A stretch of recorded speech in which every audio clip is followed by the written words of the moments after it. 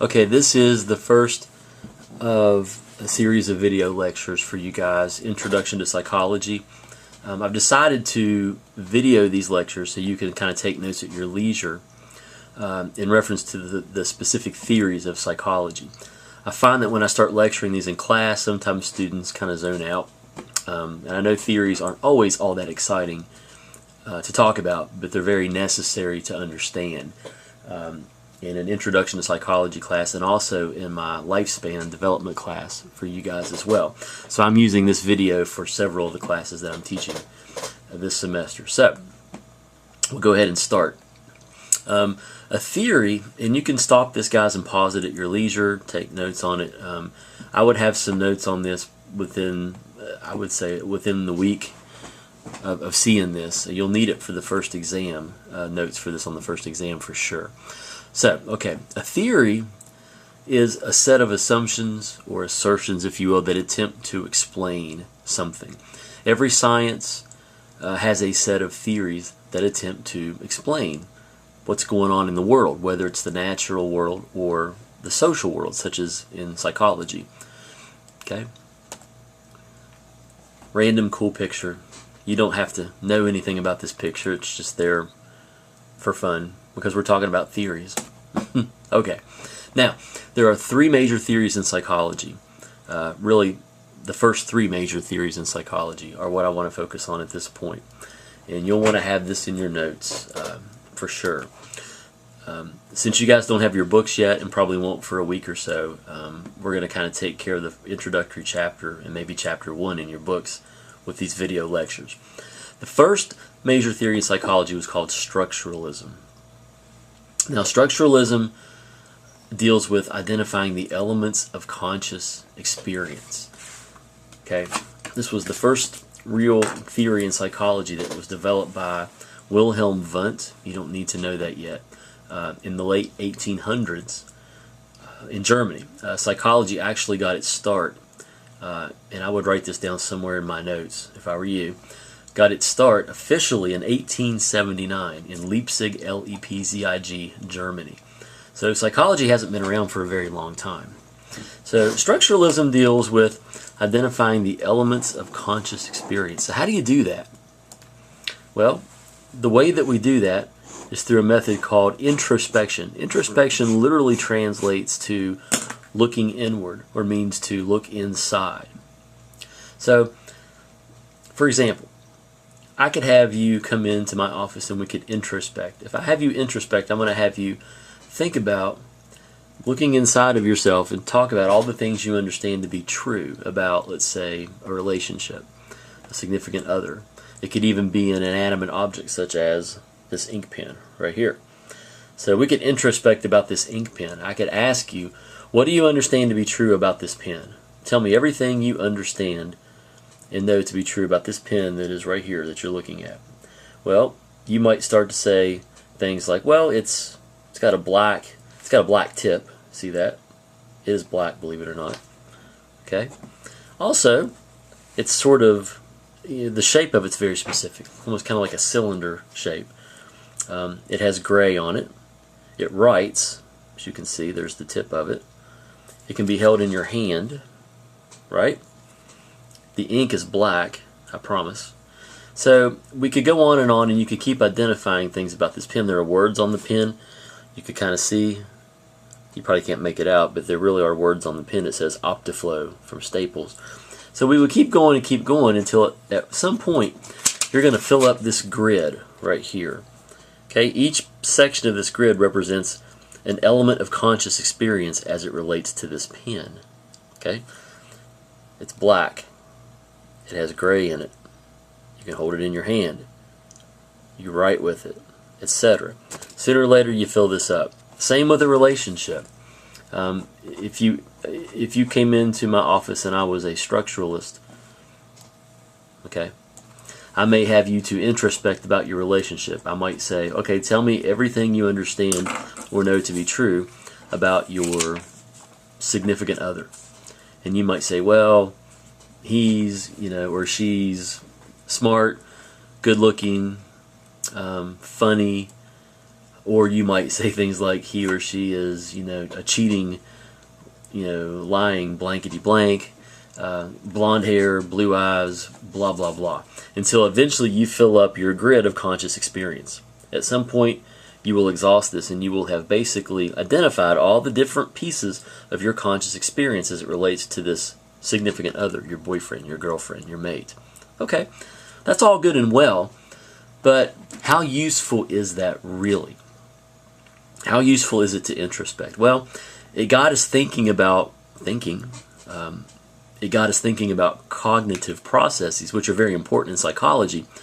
But some other psychologists were starting to ask the question, well, what use does this have? We can sit around and introspect about an ink pen or a relationship all day, but does that really help us move on from the problem or to feel and function better? Not exactly. So structuralism kind of dies off, and then functionalism comes into play, the second of the three major theories, the first three theories of psychology. Functionalism asks the following questions. Question: what are the functions of cognitive processes? Why do we think the way we do? What purpose does it serve? What is the function? So functionalism focuses on, very simply, the functions of cognitive processes. I'm going to skip ahead just a little bit here. Okay. Now, this is something you'll want to write down too. And this is, try to adjust my screen a little bit so we can see that. That's a little better. Sigmund Freud talks about defense mechanisms. We'll talk more about this when we talk about psychodynamic theory, which we're not going to do at this moment.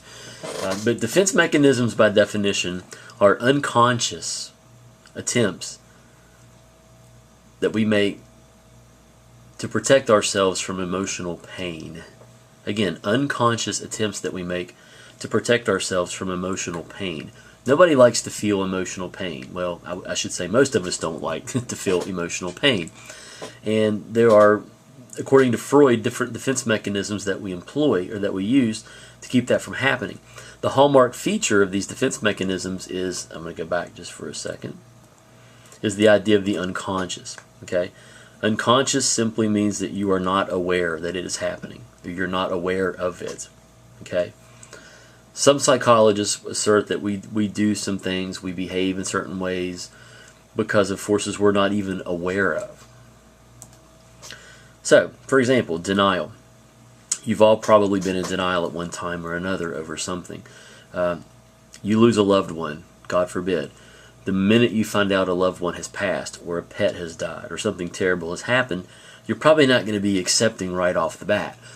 If you go home and someone says to you, God forbid, your mother has passed away, or your sister, or your brother has died, you're probably not going to immediately say, well, yeah, probably that's true, that's life, that happens, I can accept it, I can deal with it. Conversely, you're probably going to engage in some denial. You're going to not want to accept that. You might say, wait a minute, no, that can't be, that's not true. And you'll go through a series of stages until you come to some acceptance. But Freud, for example, says that denial is an unconscious process that a lot of us go through to keep ourselves from having to deal with pain. People make fun of us at times. People have nasty, negative things to say to us. Bad things happen to our lives. Instead of accepting that, sometimes we deny it. Alcoholics are in denial a lot. Drug abusers will say they don't have a problem. They'll say, I can work. I can function with these drugs in my system, when more often than not, they cannot. So, according to a functionalist, that could be a function of a defense mechanism. The function of thinking this way in terms of denial is to keep us from having to deal with some kind of pain. Displacement, I'm not going to go through all these, but just give you a couple of examples, is another example here. I call this the kick the dog syndrome. This is when someone makes you upset, say a boss, a teacher, someone says something to you, you're upset, or they do something to you and you feel that you've been slighted in some way. Instead of taking it out on that person, you take it out on a safer target. You take it out on maybe your younger sibling, or you go yell at your boyfriend or your girlfriend, or you take it out on the dog, or you punch a wall or kick a locker. It's a safer target. That's displacement. You're displacing your anger and frustration onto a safer target. And a lot of times this is something we do not even realizing it. Again, it's an unconscious, back to that phenomenon, if you will. We're not aware that we're doing it. So again, the functionalist, I'm going to go back again here. The functionalist would say, there we go, that we use these defense mechanisms and we think in these ways to keep ourselves from having to deal with pain and heartache. So that makes some sense. And then the last of the first major three theories of psychology is behaviorism. The behaviorists are coming along and basically saying, you know, if psychology is going to be a science, and we talked about this in class, a science involves a systematic and standardized way of investigating information, then psychology has to do the same thing. The behaviorists came along and said, you can't measure objectively thinking. Like, you could tell me what you're thinking, by the way, but I can't know for sure that that's what you're thinking. I could try to guess what you're thinking, but I may get it wrong.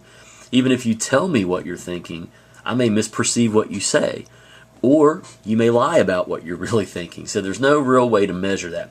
So the behaviorists are like, nope, we got to ignore thinking, ignore cognitive processes, if psychology is really going to be considered a science and not something else. So that's exactly what they did. They focused on the overt behaviors, because you can measure behaviors. I can count the number of times that little Johnny or little Sally gets up out of his or her seat in a classroom. I can count that, and I can compare it to other kids who are not getting up and down of their seats, out of their seats during their class period. If Johnny gets up 20 times and the other kids get up just once or twice, I can compare that data. That's objective data that I can show someone and say, look, yep, Johnny was up 20 times. That's way more than 2. That's way more than the average, so maybe there's an issue there. Okay?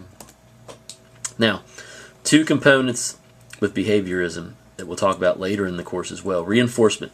Write this down too. Reinforcement simply means that you want to increase the chances that a behavior will happen again. Okay? There's positive and negative reinforcement. With positive reinforcement, positive simply means to give something. Negative simply means to take something away. Positive and negative don't necessarily mean good or bad here. You got to get that idea out of your minds for a few minutes. Okay? Let's start with positive. Positive reinforcement. We're going to give something to increase the chances that something will happen again. If I want to increase the chances that you'll keep coming to my class, I could give you something. I could give you $100 for every class you attend, which I'm not going to do, by the way. That would probably increase attendance. I would bet you that my attendance would be pretty close to perfect. In classes where I don't give money for attendance, class attendance is probably going to be about average, which is about 75–80%. Okay? Negative reinforcement is taking away something again to increase the chances that a behavior will happen. So, what I could do here, let's say I still want to increase class attendance. That's my goal. I want to increase the likelihood or the chances that you'll continue to come to my class. Reinforcement. I'm going to take away something. I'm going to take away something that you don't like. Most students don't like exams. So what I might say in this case is, if we have perfect attendance for the next 2 weeks, no one has to take the exam. I'll remove that. And that might entice people to come to class. So that's an example of negative reinforcement. And the last part of this first video installment, punishment. This is the other component of behaviorism that I want to talk about. At this point, positive and negative mean the same thing here. Positive simply means you're giving something. Negative means you're taking something away. With punishment, you don't want to increase the likelihood of a behavior. You want to decrease the chances that a behavior will happen again. So I would write that down too. So again, with punishment, you want to decrease the chances that something will occur or that a behavior will happen again. I can give you something in terms of punishment. If you've ever received or been given a spanking, that's positive punishment. You're given something, a spanking, to decrease the chances that you'll mess up your room or backtalk or whatever the case may be. Your parents have probably used reinforcement and punishment on you and not even realize that they were using psychological techniques to mold your behavior. Negative punishment, again, simply means removing something. If you've ever been grounded, that's a classic example of negative punishment. I'll explain what I mean by that. I want to decrease the chances, or rather my parents wanted to decrease the likelihood that I would act up in school. So when I get home from school, they say to me, Brandon, we see that you've been in trouble at school, your teachers called us, and you're grounded for a week. That's negative punishment because they've taken away my fun time or my free time. to decrease the chances that I'll act like a fool in school again. So there's an example of negative punishment. As you're writing these notes down, I don't want to give you a ton of examples. I want you to think, and you can even look online. You can, if you have resources to use, think of some examples. I would write in my notes somewhere some examples of both positive and negative reinforcement, and some examples of positive and negative punishment. And we can talk about these in class. You can email me if you have questions about these as well. And this will conclude the first installment of the lecture on psychological theories. Thank you.